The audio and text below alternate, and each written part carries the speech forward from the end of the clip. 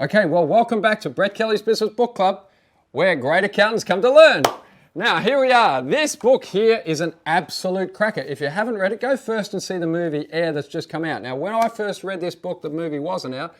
I thought, imagine if this was a movie, that'd be pretty good. But this book is very special to me, and I'll tell you why. When I started our group, Kelly Partners, with my wife, Rebecca, in 2006, in a tiny room where my long arms could basically touch both walls, there were four of us, huddled into this room. We had $200,000 in revenue, and we had a plan and a huge vision of what we thought was possible. However, if you get up and get to the office by 3:30 a.m. every day and you work 6 days a week, you can build something. That's the story right here. Phil Knight has done something really humble, which is rare when you're worth $35 billion, and that's what I think makes him so special. He's told the story as it really was, the early stages of building this unbelievable business called Nike, into what it is today. But he doesn't just gloat and tell all the good things that happened.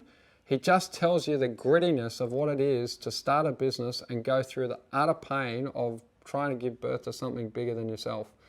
Takes you all the way up to the IPO, and then really just finishes with a conclusion to say, hey, things went pretty well from there.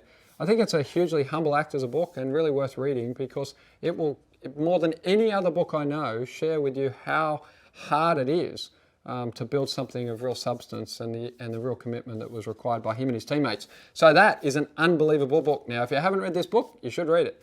Why? Because I think it can change your life.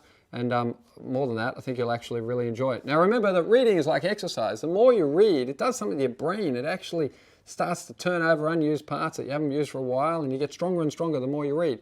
Now, a little recap. What do? How do you read a book? Read the introduction, read the conclusion, read the chapter summaries if there are any, and just break it up bit at a time and work through it. This will change your life. And as I love to say, let me know what you think.